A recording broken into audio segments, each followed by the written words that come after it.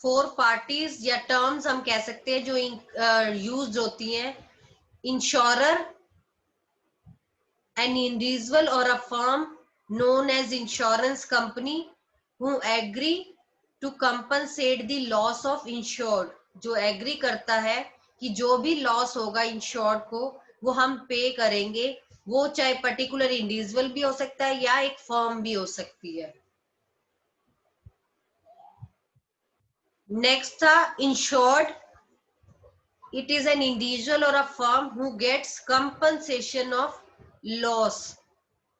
ये वो पर्सन है जिसको अगर लॉस हो जाता है तो उसको कंपनसेशन मिलेगा, ठीक है। पर इसको क्या पे करना पड़ेगा? रेगुलर अमाउंट ऑफ प्रीमियम इसे पे करना पड़ेगा, ठीक है ना। रेगुलर अमाउंट ऑफ प्रीमियम अगर ये पे करेगा तभी ये इसको कंपनसेशन का, जो भी लॉस का कंपनसेशन है वो मिलेगा। फिर है प्रीमियम। प्रीमियम क्या है? It refers to the amount which is paid quarterly, half yearly और एनुअली। मतलब क्वार्टरली भी पे कर सकते हो आप, हाफ ईयरली भी, या एनुअली भी आप पे कर सकते हो, ठीक है। पर जब भी लॉस होगा तो आपको कंपनसेशन मिल जाएगा। तो प्रीमियम एक अमाउंट है जो कौन पे करेगा? इंश्योर्ड। और एक इंश्योरेंस पॉलिसी होती है जिसके अंडर ये सारा होता है, ठीक है। एग्रीमेंट और कॉन्ट्रैक्ट इन राइटिंग, जब हम कहेंगे कोई एग्रीमेंट या कॉन्ट्रैक्ट होता है एक राइटिंग में, तो उसे हम क्या बोलेंगे? Insurance policy. और इंश्योरेंस पॉलिसी तब मिलता है जब हैपनिंग ऑफ एन इवेंट हो, जब कुछ होगा, ठीक है, कोई लॉस होगा आपको तभी मिलेगा, नहीं तो नहीं मिलेगा, ठीक है। इन केस ऑफ अगर लाइफ इंश्योरेंस कहें तो टाइम पीरियड के बाद भी आपको मिल जाता है। तो लाइफ इंश्योरेंस को अगर हम छोड़ दें, पर वैसे हमें जब भी कोई हैपनिंग ऑफ एन इवेंट होगा, कोई लॉस होगा, तो हमें मिल जाएगा। जैसे फायर इंश्योरेंस हम करवाते हैं, अगर लॉस बाय फायर हो जाता है तो उसका कंपनसेशन हमें रिसीव हो जाएगा। तो इसके लिए सबसे पहले एक इंश्योरेंस की अच्छी सी डेफिनेशन लिखेंगे, नोट डाउन कर लीजिए।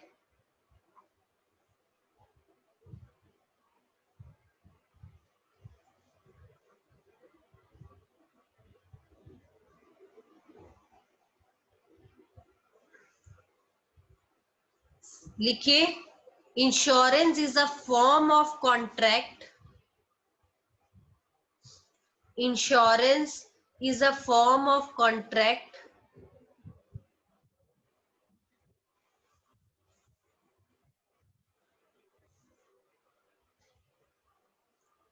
under which one party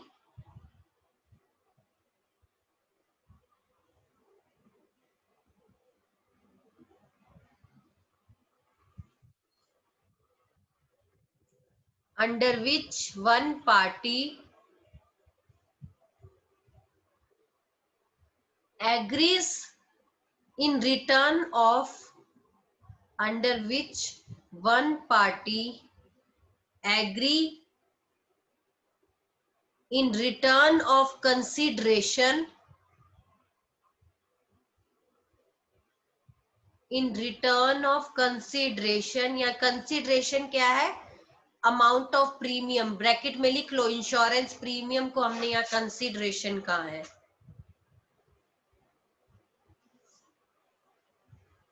मैं रिपीट कर रही हूँ, insurance is a form of contract under which one party, one party यहाँ किसको कहा है हमने? इंश्योरर को। Agree in return of a consideration, या कंसिडरेशन हमने किसे कहा है? इंश्योरेंस प्रीमियम को। To pay an agreed, to pay an agreed sum of money to another party। another party कौन है यहाँ? इंश्योर्ड। जो इंश्योर्ड है उसकी बात कर रहे हैं। इंश्योर्ड कौन था? जिसको लॉस मिलना है। To make good for a loss, to make good for a loss. Good for a loss का मतलब क्या है?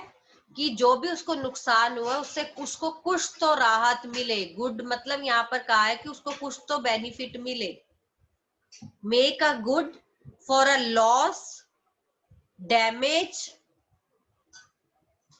और injury to something of value, to something of value in which insured has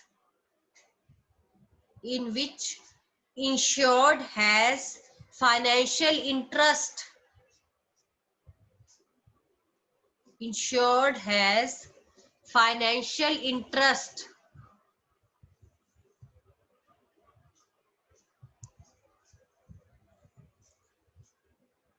as a result of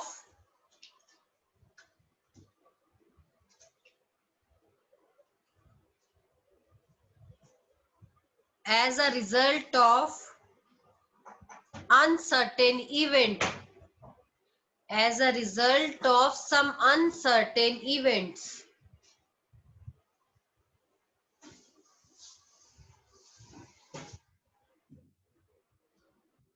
क्या meaning था इस definition का? कि इंश्योरेंस जो है वो एक फॉर्म ऑफ अ कॉन्ट्रैक्ट है वेयर वन पार्टी मतलब insurer agree in return of consideration, मतलब जो प्रीमियम लेगी is agree to pay an agreed amount of money to another party. Means जो ये इंश्योरेंस प्रीमियम हमसे कलेक्ट करेगी इंश्योरर, वो हमें एक एग्रीड अमाउंट देगी। किसको? इंश्योर्ड को, ताकि टू मेक गुड मतलब कुछ अच्छा हो जाए उसके लिए। कब? जब उसको कोई लॉस हो जाए, डैमेज हो जाए या इंजरी हो जाए किसी बात से। और ये उसके फाइनेंशियल इंटरेस्ट की बात है अगर उसको अनसर्टेन इवेंट हो जाता है। मतलब हम किस लिए फायर इंश्योरेंस करवाते हैं? हम चाहते तो नहीं है ना कि आग लगे हमारे घर में, ठीक है? नहीं, पर अगर कुछ अनहैपनिंग अनसर्टेन इवेंट हो जाता है तो उसको बचने के लिए ही हम इंश्योरेंस करवाते हैं। उसके लिए हम क्या करते हैं? जैसे अभी हमने बताया, क्वार्टरली भी हो सकता है, मंथली भी हो सकता है, हाफ ईयरली भी हो सकता है, ईयरली एनुअली भी हो सकता है। हम एक प्रीमियम पे करते हैं जैसे हमें ठीक लगता है, ठीक है ना? मैं कहती हूँ मैं पूरे साल का एक ही बार पे कर देती हूँ, ताकि अगर कुछ हो जाए तो आप देख लेना, संभाल लेना। किसको कहेंगे हम? इंश्योरेंस कंपनी को एक फेथ से कहेंगे कि हम आप हमें संभाल लेना कि हमें अगर कुछ हो जाए तो कहीं ना कहीं वो जो लॉस और डैमेज होता है वो देखो उसकी भरपाई तो कभी नहीं हो पाती, लेकिन कहीं ना कहीं वो संभाल लेते हैं। मान लो मुझे 10 लाख का लॉस हो गया, फायर लग गई, सब कुछ खराब हो गया, 10 लाख का मुझे लॉस हो गया, तो कहीं ना कहीं इंश्योरेंस कंपनी पे करके हमारा नुकसान की वो भरपाई कर सकती है। But in case of life insurance, क्या वो पर्सन को वापस ला सकती है? नहीं ला सकती। पर हम मान के चलते हैं कहीं ना कहीं वो पैसा जो प्रीमियम की फॉर्म में हम दे रहे थे, वो पैसा देने से क्या होगा? ठीक है, वो पर्सन तो वापस नहीं आ सकता, लेकिन एज अ कंपनसेशन मिलने से क्या होगा? जो उनका लॉस है वो कुछ हद तक पूरा हो जाएगा कि आगे उनको प्रॉब्लम ना हो, ठीक है ना? उनकी एक तरह की अर्निंग्स पे कोई प्रॉब्लम ना हो, इसीलिए करवाया जाता है। देखा जाए जब लाइफ इंश्योरेंस करवाते हैं तो उसका फायदा हम नहीं लेते, हम औरों के लिए करवाते हैं, तभी इसे इन्वेस्टमेंट पर्पस बोला जाता है। कि जो भी लोग लाइफ इंश्योरेंस करवाते हैं हम कहते हैं उसने तो इन्वेस्टमेंट कर रखी है। क्यों? क्योंकि वो खुद तो चला जाएगा, उसने अपने लिए करवाई है, पर बाकियों के लिए वो एज अ इन्वेस्टमेंट छोड़ के जा रहा है कि उनको कोई दिक्कत ना हो बाद में। तो कहीं ना कहीं ये डेफिनेशन में सारे पॉइंट्स क्लियर है कि इंश्योर कौन है, इंश्योर्ड कौन है, प्लस इंश्योरेंस प्रीमियम वो पे करता है ताकि उसको जो है अनसर्टेन इवेंट्स के टाइम पे, इंजरी या लॉस या डैमेज के टाइम पे उसको कुछ अच्छा हो सके, उसका कुछ गुड हो सके, अच्छा हो सके। क्लियर है definition? Any doubt? No, ma'am.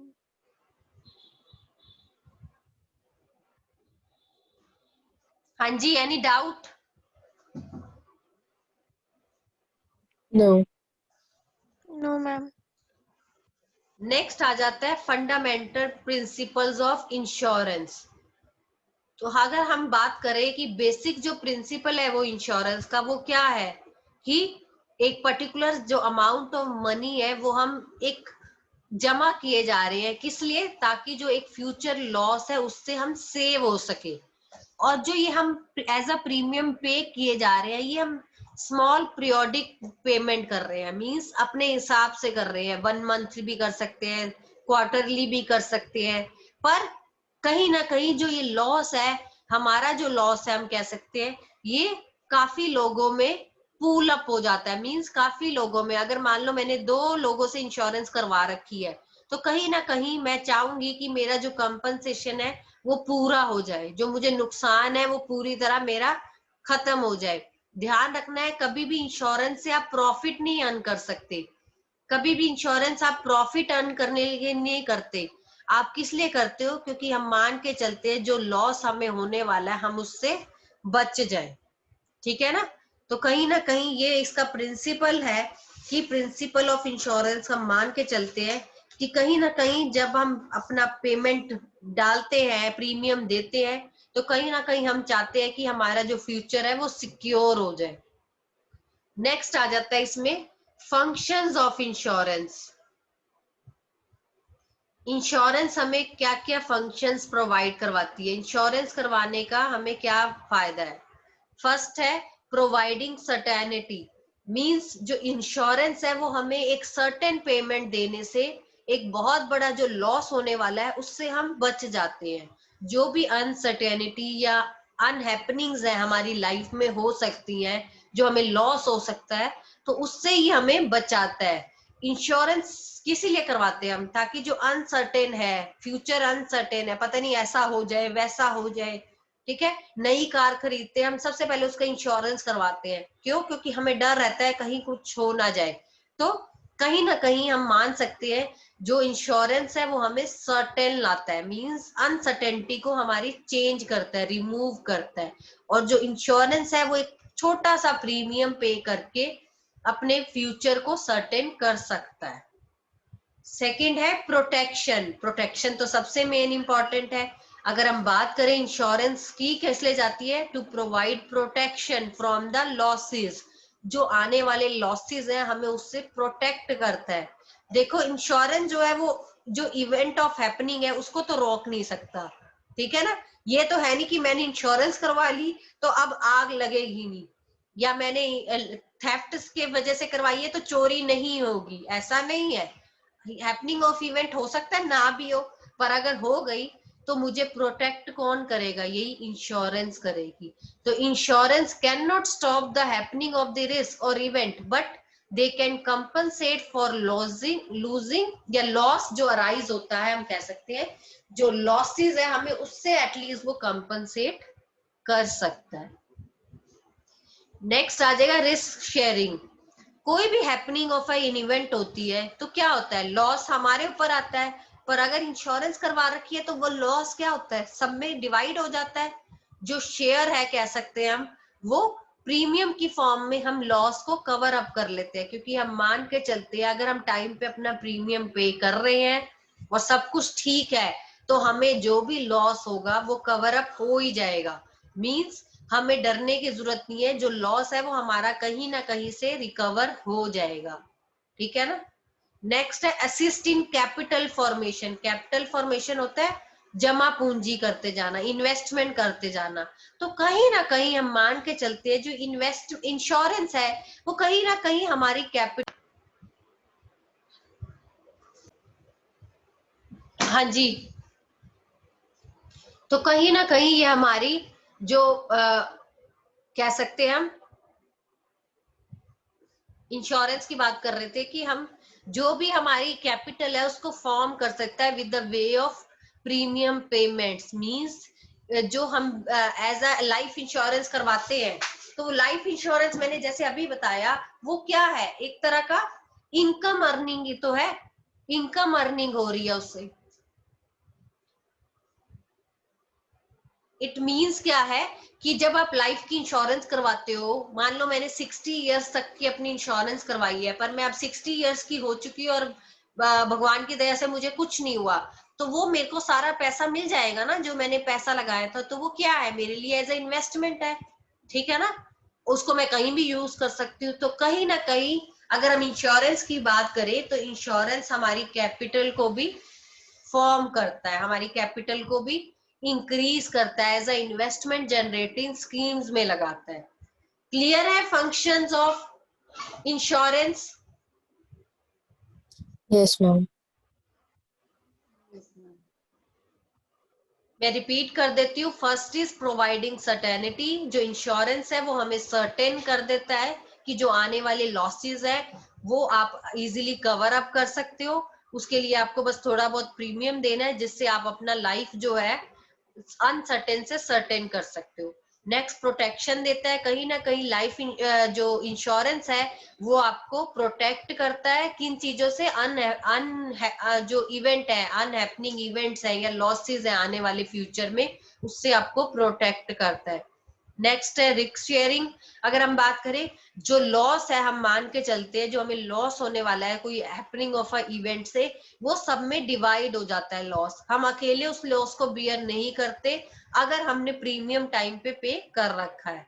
और लास्ट आ जाता है असिस्टिंग कैपिटल फॉर्मेशन, मींस जो भी हम इंश्योरेंस पे करते हैं, एज अ प्रीमियम पे करते हैं, वो कहीं ना कहीं एज अ इन्वेस्टमेंट पर्पस हमारा जनरेट हो रहा है और कहीं ना कहीं वो हमारी कैपिटल को फॉर्म कर रहा है, इंक्रीज कर रहा है, इन केस ऑफ अगर हम लाइफ इंश्योरेंस देखें। क्योंकि जो जर्नल इंश्योरेंस होती है, जैसे फायर की, लॉस बाय थेफ्ट की, मैरीन की, हेल्थ इंश्योरेंस, जो ये इंश्योरेंस होती है ये 1 ईयर बाद कंप्लीट हो जाती है आपकी, उसमें आपको कोई कैपिटल फर्म नहीं होती। पर लॉस हो ना हो, आपका जो पैसा लग गया वो लग गया, वो वेस्ट गया। अगर 1 साल आपको लॉस नहीं होता तो इसका ये मतलब नहीं है तो वो पैसा आपका कहाँ गया, वो आपका पैसा गया, ठीक है। पर क्योंकि करवानी जरूरी होती है इसलिए हम करवाते हैं। But in case of life insurance वो एज अ इन्वेस्टमेंट पर्पस हमारे लिए काम करती है। क्लियर? नेक्स्ट आ जाएगा very very very very important, अगर हम बात करें प्रिंसिपल्स ऑफ इंश्योरेंस। प्रिंसिपल्स क्या होते हैं? कुछ रूल्स और एक्शंस होते हैं जो अडॉप्ट करने पड़ते हैं बिजनेस पर्पसेस को, ठीक है। अगर इंश्योरेंस का बिजनेस चलाना है तो कुछ रूल्स एंड रेगुलेशंस है, कुछ प्रिंसिपल्स है, इनको फॉलो करना पड़ता है। ये वेरी वेरी इंपॉर्टेंट टॉपिक है। ऐसा हो ही नहीं सकता है अगर इस चैप्टर से क्वेश्चन आए और प्रिंसिपल्स पे ना आए, तो ये प्रिंसिपल सारे टिप्स पे होने चाहिए। इन प्रिंसिपल्स को मैं आपको डिक्टेट करवाऊंगी क्योंकि यहाँ बहुत ही हौच पौच में दिए हुए हैं, पूरा उसमें पैराग्राफ की फॉर्म्स में। पहले मैं समझा देती हूँ। फर्स्ट प्रिंसिपल है अटमोस्ट गुड फेथ। ये प्रिंसिपल क्या कहता है? अटमोस्ट गुड फेथ का मतलब क्या है कि जो इंश्योर्ड है और इंश्योरर है उनका आपस में एक अच्छा फेथ होना चाहिए। गुड फेथ का यह मतलब है कि जब देखो, जब इंश्योरेंस आप करवाते हो तो आप एक तरह का बिलीव रखते हो, आप उन पे बिलीव करते हो कि ये हमारा ध्यान रखेंगे, ठीक है ना। इनको अगर हम पैसा जमा करवाएंगे तो कहीं ना कहीं जब लॉस होगा, कोई अनसर्टेन इवेंट होगा, तो कहीं ना कहीं ये हमारी हेल्प करेंगे। पर उसके लिए दोनों पार्टीज में आपस में फेथ होना बहुत जरूरी है। अगर आपस में फेथ नहीं है तो कहीं ना कहीं आपका जो एक कॉन्ट्रैक्ट हो रहा है वो बेकार है, वो खराब हो जाएगा, ठीक है, वो वॉइड हो जाएगा। फेथ कैसा होना चाहिए? फॉर एग्जाम्पल लेके मैं आपको समझाती हूँ। किसी पर्सन ने अपनी लाइफ इंश्योरेंस पॉलिसी करवाई है, लेकिन वो हार्ट पेशेंट है या उसको कैंसर है, लेकिन उसने वो मेंशन नहीं किया, क्योंकि जब पॉलिसी बनाई जाती है तब अपना सारा कुछ क्लियर करना पड़ता है, सारा बताना पड़ता है कि मुझे ये दिक्कत है, ठीक है। तो ऐसा नहीं है कि उसकी पॉलिसी नहीं होगी, उसकी पॉलिसी बनेगी, लेकिन हो सकता है उसका प्रीमियम ज्यादा हो। जिनको कोई प्रॉब्लम नहीं होती, कोई डिजीज नहीं होती, उनका इंश्योरेंस जो पॉलिसी होता है उसका रेट कम होता है। पर किसी को कोई प्रॉब्लम होती है तो उनका जो रेट ऑफ प्रीमियम होता है वो थोड़ा सा एक्स्ट्रा होता है। तो कहीं ना कहीं अटमोस्ट गुड फेथ का मतलब है कि दोनों पार्टीज को एक दूसरे पे फेथ रखना पड़ेगा और बाइंडिंग है दोनों के लिए कि हर एक चीज को डिस्क्लोज किया जाए। जैसे कि उस पर्सन ने हेल्थ इंश्योरेंस करवाया, लाइफ इंश्योरेंस लिया, लेकिन उसने बताया नहीं कि उसको हार्ट की प्रॉब्लम थी और वो थोड़े दिनों बाद उसकी डेथ हो गई। उसे पता था मैं मेरे को 2 हार्ट अटैक आ चुके हैं और तीसरा कभी भी आ जाएगा और मैं मर जाऊंगा। तो उसने गलत किया ना, उसने अपनी रिपोर्ट्स में कहीं नहीं मेंशन किया कि मुझे हार्ट अटैक आ चुका है या मेरे को हार्ट की प्रॉब्लम है। और ऐसे केस में अगर किसी पार्टी को हो जाता है कुछ, तो जो इंश्योरेंस कंपनी है वो पे नहीं करेगी। क्यों? क्योंकि वो कहेगी कि जब कॉन्ट्रैक्ट हुआ था तो इन्होंने मेंशन क्यों नहीं किया कि इनको हार्ट की प्रॉब्लम थी।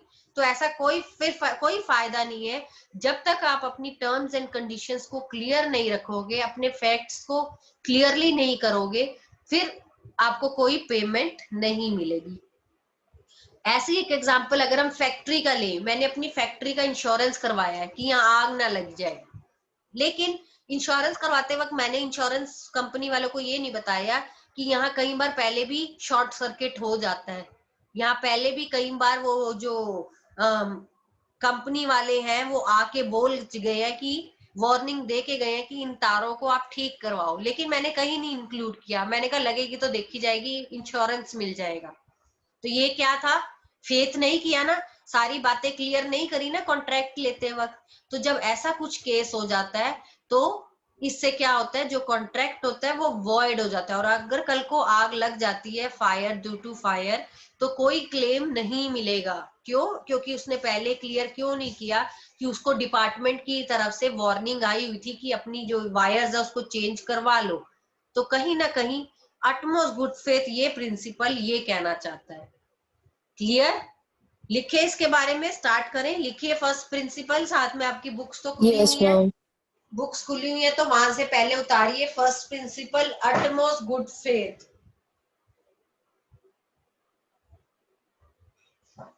लिखिए according to this principal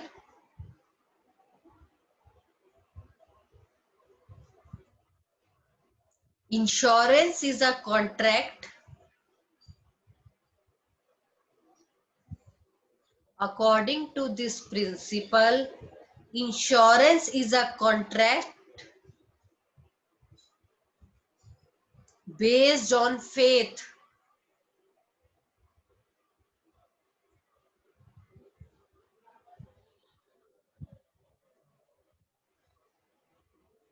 The insured and insurer, the insured and insurer must disclose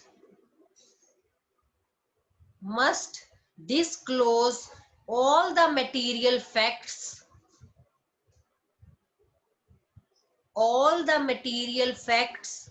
to each other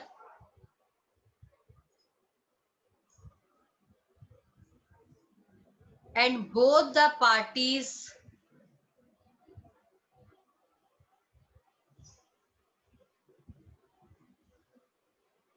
should not hide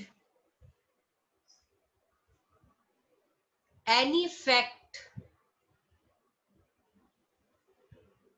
related to insurance policy.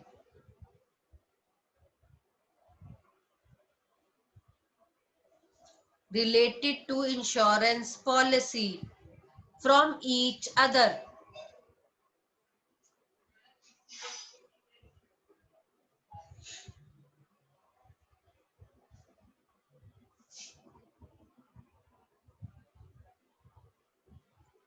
For each other means, इसका meaning क्या है? According to this principle insurance जो contract है वो faith पे है, एक दूसरे पे फेथ होना चाहिए। जो इंश्योर है और इंश्योरर है दोनों को अपनी हर बात डिस्क्लोज करनी चाहिए। डिस्क्लोज मतलब सारा खुल के बता देना चाहिए। Of a material facts to each other and both the parties should not hide any fact related to insurance policy for each other. Insurance करवाते वक्त दोनों पार्टीज, या दोनों पार्टीज क्यों कहा हमने? क्योंकि जो इंश्योरेंस कंपनी है उनको भी अपना बताना चाहिए। कल को बाद में पता चले कि ये कहेंगे हमारे पास तो इतना अमाउंट ही नहीं है देने को, या हमने तो पहले ही कहा था ऐसा होगा तो ऐसा करेंगे वैसा, ये बहुत बाद में करते हैं। तो उनको भी अपना पूरा क्लियर बताना चाहिए और इनको भी अपना पूरा क्लियर बताना चाहिए, ठीक है ना। तो दोनों तरफ से है। अगली लाइन, नेक्स्ट लाइन में लिखिए, फेलियर टू मेक डिस्क्लोजर,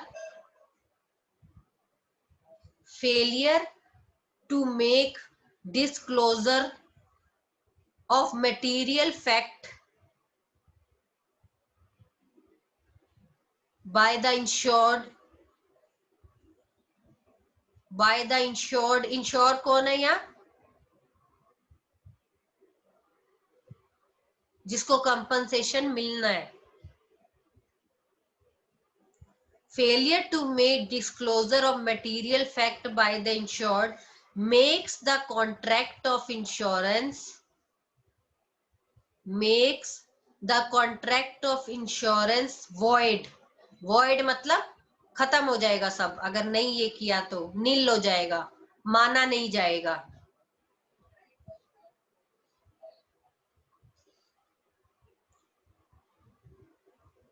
अब जब भी आप कोई भी प्रिंसिपल को एक्सप्लेन करोगे तो जरूर एग्जांपल्स के साथ करना है, क्योंकि अगर आधे पेज पे आप इसको एक्सप्लेन कर रहे हो तो आधा पेज कम से कम आपका एग्जांपल समझाते समझाते भर जाएगा, तो वो काफी अच्छा आपका मिल जाएगा आपको कंटेंट लिखने को।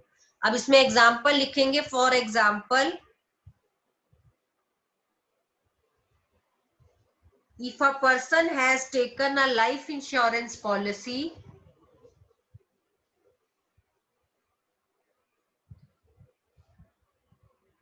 by hiding the facts,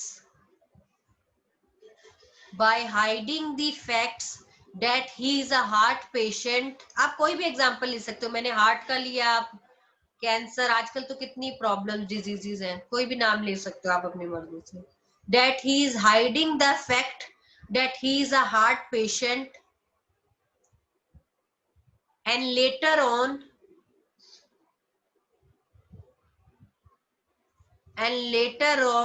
if the insured dies of heart attack,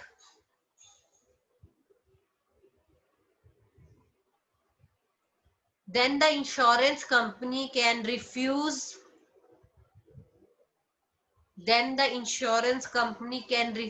to pay the compensation,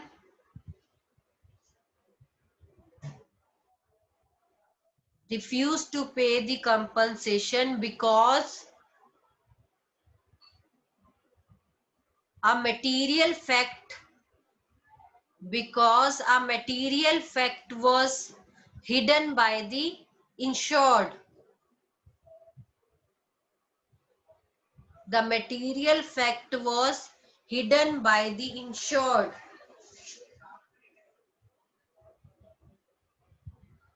इसका मीन क्या है, आपको अभी मैंने ऊपर समझा दिया था। वैसे हार्ट पेशेंट था वो और उसने अपनी इंफॉर्मेशन बताई नहीं और उसको हार्ट अटैक आ गया। अब जो इंश्योरेंस कंपनी है उसने पे करने से कंपनसेशन मना कर दिया। क्यों? क्योंकि उसने ये जो मटेरियल फैक्ट मतलब जो ये बात थी ये तो बताई ही नहीं थी जब लिया था इंश्योरेंस। तो अगर आपने इंश्योरेंस पॉलिसी करवा भी रखी है, हो सकता है जब आपने करवाई थी तब आप ठीक थे और अब आपको कुछ सालों बाद फील हो रहा है कि मुझे ये प्रॉब्लम्स है, तो आप बता सकते हो, ठीक है ना, ताकि आपका प्रीमियम का रेट वो कुछ नहीं करते। ऐसा नहीं है कि कैंसर है तो वो कहेंगे ना ना ये तो मर जाएगा इसका देना ही नहीं है, नहीं, वो प्रीमियम का रेट बढ़ा देते हैं बस, ठीक है, क्योंकि उनको ये पता है प्रीमियम बढ़ाने से क्या होगा, अमाउंट बढ़ जाएगा आपकी तरफ से और फिर वो उस समय पे करेंगे। पहले कैंसर्स और डायबिटीज वालों की नहीं होती थी इंश्योरेंस, लेकिन अब होती है। अब तो कोरोना से भी होने लगी है, ठीक है, इंश्योरेंस होने लगी है। तो कहीं ना कहीं आप प्रीमियम पे डिपेंड करता है। ऑब्वियस है प्रीमियम अलग होगा। एक 25 इयर्स का पर्सन का आप करवाओगे उसका प्रीमियम कम होगा, एक 50 इयर्स के पर्सन का करवाओगे तो उसका प्रीमियम ज्यादा लगेगा। क्यों? क्योंकि ऑब्वियस है वो उस स्टेज पे आ रहा है जहां उसको प्रॉब्लम्स होंगी, बीमारियां होंगी, तो ये थोड़ा सा ध्यान रखना है। इसमें आप फैक्ट्री वाला एग्जाम्पल भी दे सकते हो, दोनों दे सकते हो। क्लियर है?